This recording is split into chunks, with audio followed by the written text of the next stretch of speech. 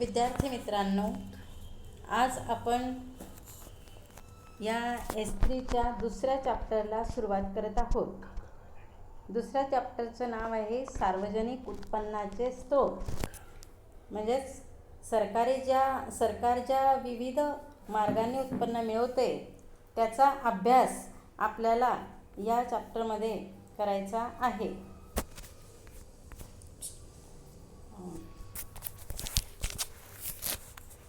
तर सरकारला अनेक मार्गांनी उत्पन्न मिळत असते आणि सरकारला ज्या विविध मार्गांनी उत्पन्न मिळते त्यालाच सार्वजनिक उत्पन्न असे म्हणतात.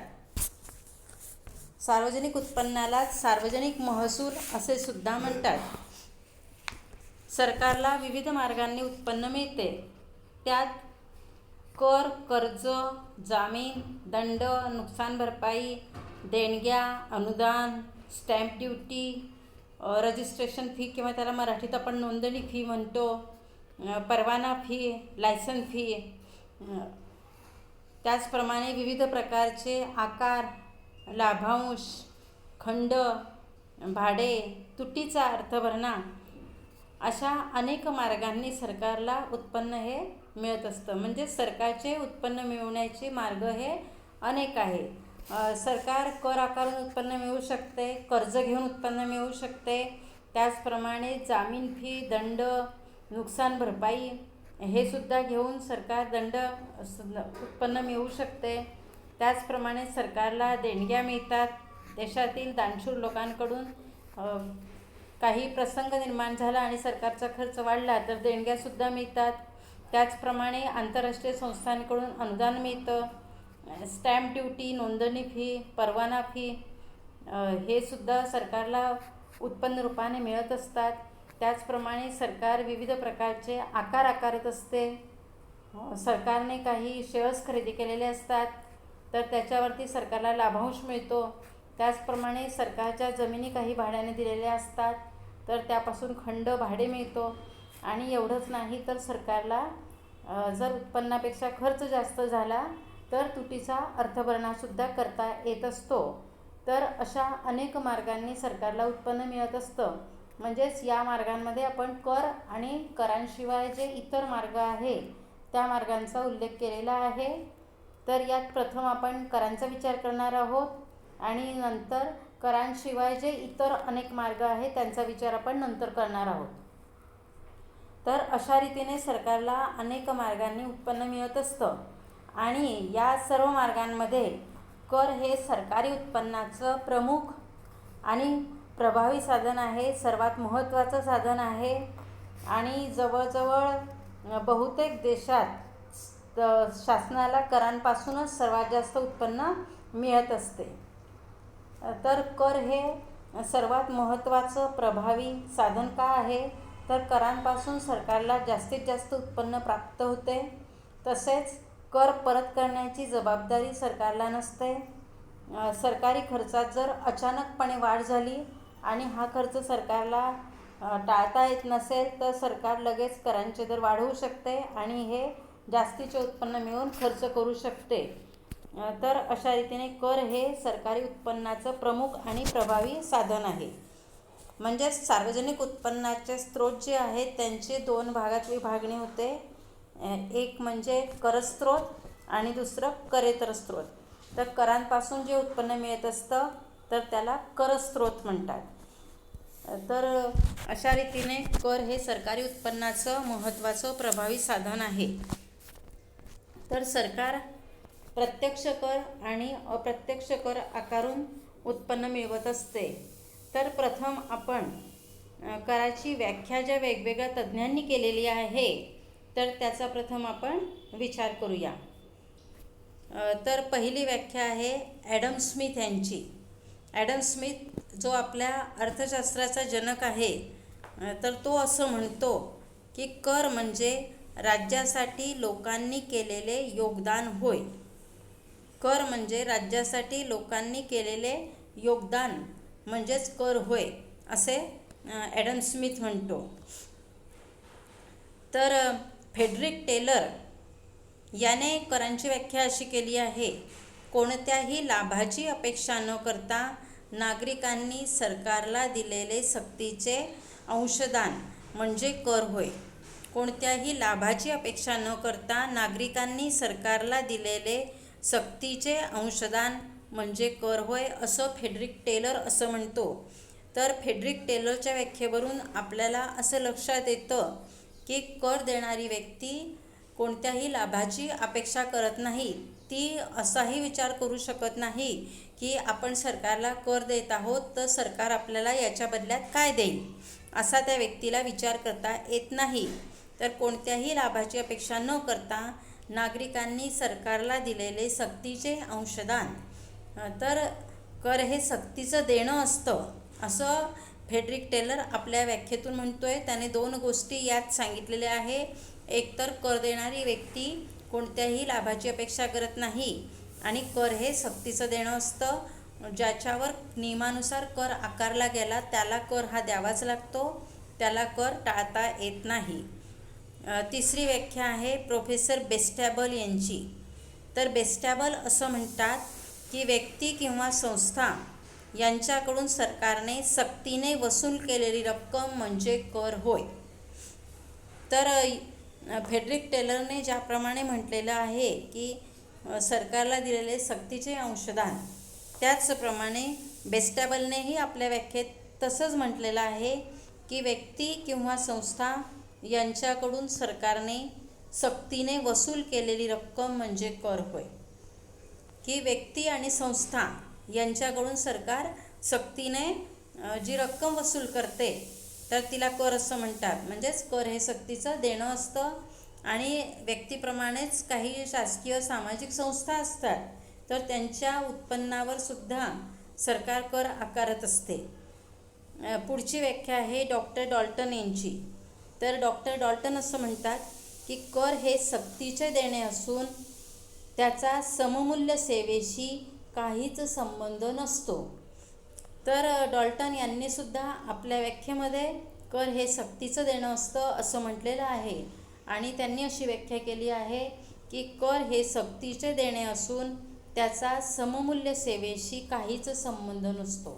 याचा अर्थ कर हे सक्तीचं देणं असतं, पण कराच्या मोबदल्यात जे काही मिळतं किंवा जो काही लाभ मिळतो तर तो आणि कर आकारणी यांचा काही एक संबंध नसतो. म्हणजेच कर हे सक्तीचं देणं असतं पण त्याचा शासकीय सेवेशी कोणताही संबंध नसतो. म्हणजेच कर उत्पन्नाचा उपयोग त्याच व्यक्तीवर शासन खर्च करेल असं नाही. तर अशा रीतीने अनेक अर्थतज्ज्ञांनी करांच्या व्याख्या केल्या आहेत. त्यातील प्रमुख अर्थतज्ज्ञांच्या व्याख्या आपण पाहिलेल्या आहेत आणि त्या व्याख्यांवरून आपल्याला लक्षात आलेलं आहे की कर हे सक्तीचं देणं असतं आणि शासकीय खर्चापासून मिळणारा लाभ आणि देण्यात येणारा कर यामध्ये कोणताही संबंध हा नसतो. तर करांपासून सरकारला फार मोठं उत्पन्न मिळतं आणि म्हणून कर हे सरकारी उत्पन्नाचं प्रमुख आणि महत्त्वाचं साधन हे मानलं जात असतं. तर आता आपल्याला पुढचा मुद्दा विचारात घ्यायचा आहे, तो म्हणजे करांची वैशिष्ट्ये किंवा करांची लक्षणं. इंग्लिशमध्ये आपण त्याला फीचर्स ऑफ टॅक्स असं म्हणतो. तर विविध अर्थतज्ज्ञांनी ज्या करांच्या व्याख्या केल्या आहेत त्यावरून करांची काही वैशिष्ट्य आपल्याला सांगता येतात. तर त्यातलं पहिलं वैशिष्ट्य म्हणजे कर हे सक्तीचं देणं असतं. तर अनेक अर्थतज्ज्ञांनी आपल्या व्याख्येमध्ये म्हटलेलं आहे की कर हे सक्तीचं देणं असतं. याचा अर्थ की नियमानुसार जो कर आकारला जातो तो कर प्रत्येकाला द्यावा लागतो. करांमध्ये ऐच्छिकतेला वाव नसतो, तर सक्ती असते. कुणीही असं म्हणू शकत नाही की माझ्यावर जो कर आकारला आहे तो मी कर देणार नाही. तर कर हा द्यावाच लागतो. जर उत्पन्न कर टाळायचा प्रयत्न आपण केला तर शासन व्याजासह आपल्या उत्पन्नातून उत्पन्न कर वसूल करत असते. म्हणजेच कर हा कुणालाही टाळता येत नाही. नियमानुसार जो कर आकारला आहे तो प्रत्येकाला द्यावाच लागतो. उलट जी व्यक्ती कर टाळण्याचा प्रयत्न करते त्या व्यक्तीवरती कायदेशीर कारवाई होत असते. म्हणजेच करविषयक कायदा जो आहे त्यानुसार कर हे कुणालाही टाळता येत नाही आणि कुणी जर कर टाळण्याचा प्रयत्न केला तर त्याच्यावरती नियमानुसार कायदेशीर कारवाई होत असते. तर अशा रीतीने कर हे सक्तीचं देणं असतं. प्रत्येकाला कर हा द्यावाच लागत असतो. कुणीही कराची टाळाटाळ करू शकत नाही किंवा कर चुकवू शकत नाही. करांचं दुसरं वैशिष्ट्य आहे, सरकार आणि करदाता यांच्यात कोणताही करार नसतो. सरकार आणि करदाता यांच्यात कोणताही करार नसतो. कर आकारणी व कर वसूल करताना सरकार आणि करदाता काही बॉन्ड तयार करत नाही किंवा त्यांच्यामध्ये कोणता करार झालेला नसतो. तर नियमानुसार आकारलेला कर लोक शासनाला देत असतात. म्हणजेच सरकार नागरिकांवर कर आकारत असते पण यासाठी काही करार करत नसते किंवा काही बॉन्ड पेपरवर लिहून घेत नसते. फक्त नियमानुसार कर हा आकारला जात असतो आणि त्याप्रमाणे लोकांना शासनाला कर हा द्यावा लागत असतो. अशा रीतीने सरकार आणि करदाता यांच्यामध्ये कोणताही करार नसतो. तिसरं वैशिष्ट्य आहे, करदात्याला सार्वजनिक खर्चाचा लाभ होतोच असे नाही. तर आपण अनेक अर्थतज्ज्ञांच्या व्याख्यांमध्ये या मुद्द्याचा विचार केलेला आहे की करदाता जो कर देतो त्याचा आणि सार्वजनिक खर्चापासून मिळणारा लाभ याचा कोणताही संबंध नसतो. तर करदाते आणि सार्वजनिक खर्चाचा लाभ यांचा यातील कोणताही संबंध नसतो. समजा श्रीमंत लोकांनी कर भरला असेल तर करांची रक्कम श्रीमंत लोकांसाठीच खर्च होईल असं नाही, तर सरकार या उत्पन्नाचा उपयोग गरीब लोकांसाठी सुद्धा करते. त्यामुळे कर भरणाऱ्या लोकांना सार्वजनिक खर्चाचा लाभ मिळेलच असे नाही. तर उत्पन्न कराचा उपयोग हा कल्याणकारी योजना राबवण्यासाठी केला जात असतो. म्हणजेच जे लोक उत्पन्न कर भरतात त्यांना सरकारी कल्याणकारी योजनांचा लाभ मिळतोच असे नाही. आणि अशा रीतीने करदात्याला जे लोक कर देतात त्यांना सरकारी खर्चापासून मिळणारा लाभ होतोच असे नाही. उलट सरकार कर वेगळ्या लोकांवर आकारत असते आणि त्या करांपासून जे उत्पन्न मिळतं ते वेगळ्या लोकांवरती खर्च करत असते. आणि म्हणून असं म्हटलं जातं की करदात्याला सार्वजनिक खर्चाचा लाभ होतोच असं नाही. चौथा मुद्दा आहे, कर आकारणी व कर वसुलीचा अधिकार फक्त शासनाला. तर कर आकारणी करणे, कराची आकारणी करणे, करांचे दर ठरवणे आणि करांची वसुली करणं हे कार्य फक्त सरकार किंवा शासनच करू शकते आणि शासनालाच ते करता येतं. तर इथे शासन किंवा सरकार या संकल्पनेमध्ये केंद्र सरकार, राज्य सरकार आणि स्थानिक स्वराज्य संस्था यांचा समावेश होत असतो. केव्हाही सरकार म्हटलं तर सरकारमध्ये केंद्र सरकार, राज्य सरकार आणि स्थानिक स्वराज्य संस्था येतात. कारण आपल्या देशामध्ये त्रिस्तरीय सरकार आहे. केंद्र सरकार उच्च पदावर, नंतर प्रत्येक राज्यावरती राज्य सरकार आणि स्थानिक स्वराज्य हे लोकल गव्हर्नमेंट त्याला म्हणतात. स्थानिक पातळीवरचं जे ग्रामपंचायत, नगरपालिका, महानगरपालिका हे म्हणजे स्थानिक स्वराज्य संस्था. तर अशा रीतीने सरकार या संकल्पनेत केंद्र सरकार, राज्य सरकार आणि स्थानिक स्वराज्य संस्था यांचा समावेश होत असतो. तर शासनाशिवाय कोणतीही व्यक्ती किंवा संस्था कर आकारू शकत नाही किंवा वसूलही करू शकत नाही. आता वर्तमान काळात बांधा, वापरा, हस्तांतरित करा या तत्वानुसार खाजगी कॉन्ट्रॅक्टर कर आकारत आहे, पण ते सुद्धा शासनाच्या परवानगीनेच ते कर आकारतात. कारण तुम्ही म्हणाल आता की तो कुठं पूल बांधला गेला आहे तिथे तर ते खाजगी कॉन्ट्रॅक्टर आहे, ते तर कर वसूल करतात, जकात वसूल करतात. तर जिथे असं BOT तत्व वापरलं जात आहे, बांधा, वापरा, हस्तांतरित करा तत्व वापरलं जात आहे आणि तिथे खाजगी कॉन्ट्रॅक्टर जरी कर आकारत असले तरीसुद्धा ते शासनाच्या परवानगीनेच आकारत असतात. पुढचा मुद्दा आहे कायद्याचे अधिष्ठान. तर करांचं पाचवं वैशिष्ट्य म्हणजे कायद्याचे अधिष्ठान. तर कर आकारणी आणि कर वसुलीला कायद्याचे अधिष्ठान असते. कर आकारणीबाबत आणि कर वसुलीबाबत कायदा केला जातो, करविषयक कायदा केला जातो आणि त्यामुळे कर चुकवता येत नाही.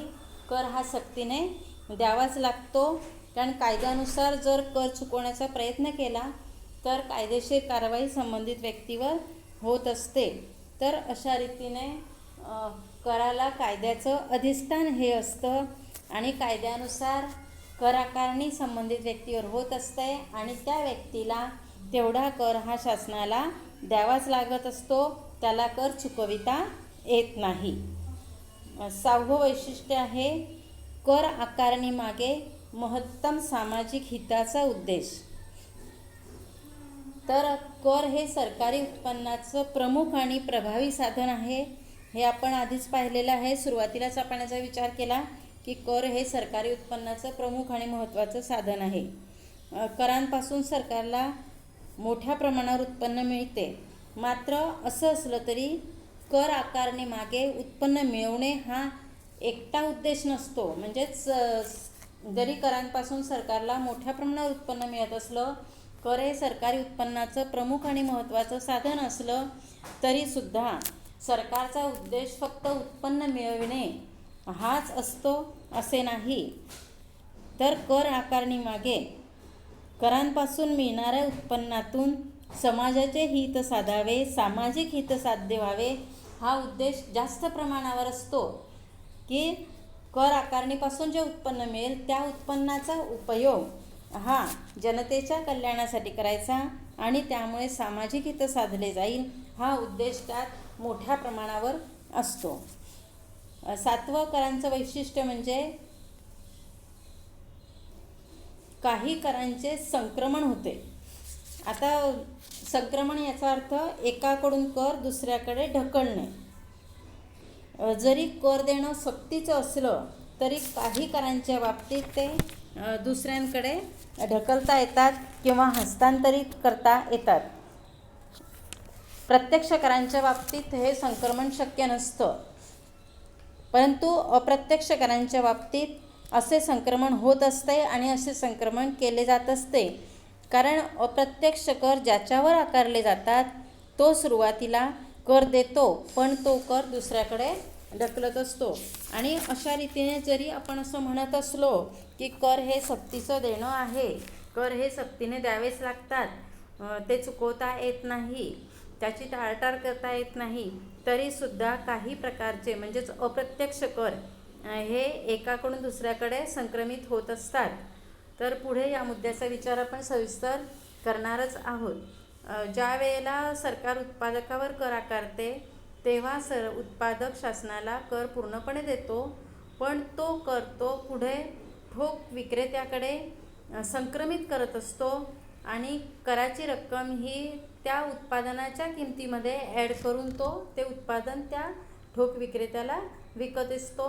परत ठोक विक्रेता तो कर किरकोळ विक्रेत्याकडे संक्रमित करतो. किरकोळ विक्रेता हा ग्राहकाकडे तो कर संक्रमित करतो आणि अशा रीतीने उत्पादकावर सरकार जो कर आकारते तो कर शेवटी ग्राहक सरकारला देत असते. म्हणजे त्या कराचा भार ग्राहकावर पडत असतो.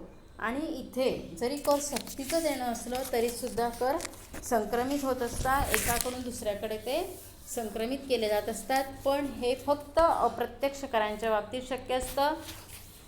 प्रत्यक्ष करांच्या बाबतीत मात्र असं संक्रमण करता येत नाही. एकावर आकारलेला कर हा दुसऱ्यावर ढकलता येत नाही.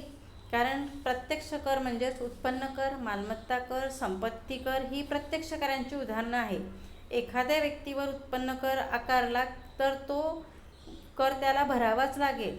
तो आपल्यावर आकारलेला उत्पन्न कर किंवा मालमत्ता कर हा इतरांवर ढकलू शकणार नाही.